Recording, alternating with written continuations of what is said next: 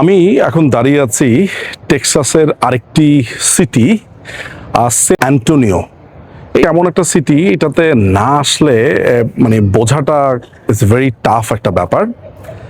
History, culture, এখানে প্রচুর Mexican, এত মেক্সিকান মানুষ একসাথে দেখবো এটা আমি ভাবিনি।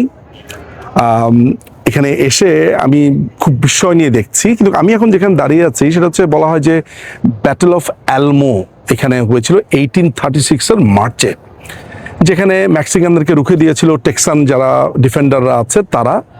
আমি দেখতে পাচ্ছি যে এই পুরো জায়গাটাকে তারা কিভাবে প্রিজার্ভ করেছে। এই যে ভাস্কর্যগুলো দেখা যাচ্ছে, এই এখন যে ভাস্কর্যটা আপনারা দেখতে পাচ্ছেন, বা এই যে ক্যামেরাটা যে ঘুরছে প্যান করছে, আপনারা দেখবেন যে এইটা পুরোটাই হিস্ট্রিক্যাল জায়গা।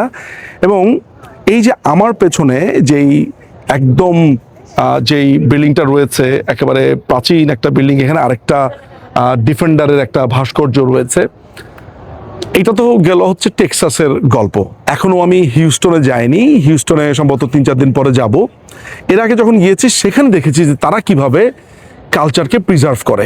ডালাসে গেছি, গতকালকে পরশু ডালাসে ছিলাম, সেইখানে দেখেছি যে তারা কিভাবে হিস্ট্রিকে প্রিজার্ভ করে। জাস্ট 3-4 দিন আগে আমি সিডনিতে ছিলাম, সিডনিতে দেখেছি তারা ছোট ছোট তাদের ইতিহাসকে, গল্পকে কিভাবে প্রিজার্ভ করে রেখেছে। ইংল্যান্ডে একজন মানুষ, কোনো একটা বিখ্যাত মানুষ কোনো একটা বাসাতে ছিল, সেখানে একটা ব্লু প্লেট দিয়ে লিখে রেখেছে যে অমুক ব্যক্তি এখানে ছিলেন। একদম ব্লু রঙের একটা প্লেট, আপনারা যারা ইংল্যান্ডে থাকেন, গেছেন, জানবেন। কলকাতাতে ঐতিহাসিক প্লেসগুলোকে এরকম একটা ব্লু একটা প্লেটের মধ্যে লিখে রাখা হয় যে এটা ঐতিহাসিক বা হেরিটেজ বিল্ডিং। অর্থাৎ পৃথিবীর যেইখানে গেছি, সভ্যতার একটা বড় চিহ্ন হচ্ছে যে তারা তাদের ইতিহাসকে প্রিজার্ভ করে। সভ্য সমাজের এটা একটা বড় ধরনের নিদর্শন। আর বাংলাদেশ থেকে হাজার হাজার মাইল দূরে এসেও আমার এই কষ্ট যায় না। 32 নম্বরের কথাই ধরেন, বাংলাদেশিদের আতুর ঘর। মুক্তিযুদ্ধ, স্বাধীনতার ঘোষণা, সংগ্রাম, 62 শিক্ষা আন্দোলন, 66 6 দফা, কত শত ইতিহাস ওই বাড়িটিকে ঘিরে। বাঙালি মূর্খ কাঙ্গাল, এই কাঙ্গাল মূর্খগুলো এটাকে ভেঙে দিয়েছে। কেন? সিলি তার পলিটিক্যাল আইডিওলজি ডিফারেন্সেস কারণে। আমি জানি এই এই এই গালিগুলো দিলে অনেকে রাগ করে, কিন্তু এই গুলো কমপ্লিটলি ইতিহাসকে তারা শেষ করে দিয়েছে। তাদের কাছে সৌন্দর্যটা কি? আজকে এক হুজুরকে দেখলাম, এত বড় মেহেন্দি দিয়েছে, মনে হয় ওই কমলা রঙের দাড়ি। হারামজাদাকে দেখলেই মনে হয় এটাকে একেবারে ওই যে কাপড় যেভাবে কচলায় ওরকম কচলায়। সে বলছে যত বেনামাজি আছে সবাইকে নাকি জবাই করতে হবে, বেনামাজিকে মেরে ফেলে দিতে হবে। এ ব্যাপারে কোন ইমামদের মধ্যে ইখতিলাফ নাই। কথাটা শুনে রাখেন ভালো করে। বেনামাজিকে মেরে ফেলতে হবে, হয় ফাঁসিতে ঝুলায়া, না হলে তরবারি দিয়ে জবাই করে মেরে ফেলতে হবে। এ ব্যাপারে সাহাবী, তাবে ইমামদের মধ্যে কোনো ইখতিলাফ নেই। ইখতিলাফ কোন জায়গায় জানেন? ওকে হত্যা করার পরে ওর জানাজা পড়বো কি পড়বো না, এইটা নিয়ে ইখতিলাফ। এবং জবাই তো করবেই, জবাইয়ের পরে তার জানাজা হবে কিনা এইটা নিয়ে নাকি সাহাবীদের মধ্যে ইখতিলাফ আছে, মানে দ্বিমত আছে, সেটা নিয়ে আলোচনা করছে। দেখেন এই পৃথিবী এগিয়ে যাচ্ছে কোথায়, আর এই মূর্খ আলোচনা করছে কাকে ধর্ম পালন না করলে ছুরি দিয়ে, চাপাতি দিয়ে জবাই করবেন, কোপাবেন। আমার মাঝে মধ্যে জানেন, আমি জানি না যে ভ্রমণ করতে করতে এক গ্লোবের এক সাইড থেকে আরেক সাইডে ট্রাভেল করি, তো সেখানে ধরেন জ্ঞান বিজ্ঞান চর্চা।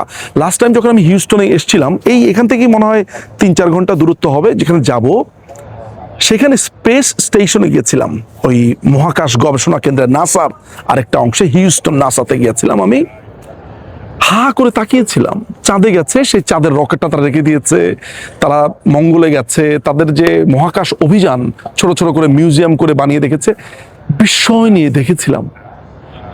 আর ধুম করে মনে পড়ে যায় বাংলাদেশের কথা, আমার দেশের কথা, যেখানে আমি জন্মেছি। এক পাল বাচ্চা মিলে দেশটাকে কমপ্লিটলি শেষ করে দিয়েছে।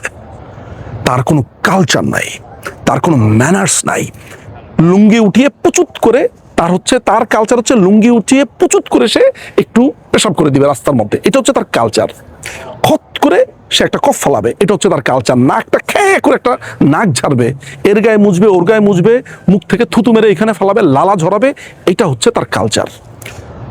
যেখানে সে খাবে সেইখানে তার এতগুলা হাগা তার পাশে দিয়ে রাখবে, আবার পাশে বসে খাবে। তার কোনো কালচার নাই। আপনার ওস্তাদ ওই যে কি বলবো, ব্রাহ্মণবাড়িয়াতে ওস্তাদ কি যেন একজন ছিলেন, খুব বিখ্যাত একজন সুরকার, তার বাড়িঘর সব ভেঙে দিয়েছিল 2021 হেফাজত আন্দোলনের সময়, আমার মনে আছে। তারপরে এই 5ই অগাস্টের পরে পুরো সমস্ত কিছু সে শেষ করে দিয়েছে। ছায়ানটকে অ্যাটাক করেছে, তার সমস্ত রাগ গানের প্রতি, কালচারের প্রতি। আমাদের দেশে মঙ্গল শোভাযাত্রা হতো, এটার প্রতি তার রাগ। সে কি মাথার মধ্যে টারবাইন বেঁধে উট বেঁধে মধ্যপ্রাচ্যকে আমদানি করেছে। অর্থাৎ মানে একটা অশিক্ষিত মূর্খ, একটা কমপ্লিটলি অন্ধকারে নিমজ্জিত একটা দেশ যা হতে পারে, এটা সেই দেশ। কেন এরকম বলছি জানেন? ছোট একটা জায়গা কি সুন্দর করে প্রিজার্ভ করেছে। এই যে বিল্ডিংটা দেখেন, এটা কত শত বছর, 1836 সালের থেকে আগের বিল্ডিং, এটা রেখে দিয়েছে। এখানে তারা প্রিজার্ভ করেছে, দেখিয়েছে যে কিভাবে তারা তাদেরকে দেশকে ডিফেন্ড করেছে মেক্সিকানদের কাছ থেকে, স্প্যানিশদের কাছ থেকে। এগুলো দেখে দুঃখ লাগে, দুঃখ থেকে এগুলো বলি। এই হচ্ছে ঘটনা। একটা মূর্খের দেশে, একটা অশিক্ষিত অকৃতজ্ঞ দেশে জন্মেছি, আর যখন বাইরে আসি নিজেকে অপাংতেও লাগে, তুচ্ছ লাগে। মনে হয় এই পৃথিবীর এত লক্ষ লক্ষ মানুষের মধ্যে একটা ক্ষুদ্র নোংরা দেশের মানুষ আমি দাঁড়িয়ে আছি। আবার কথা হবে, অনেক ধন্যবাদ।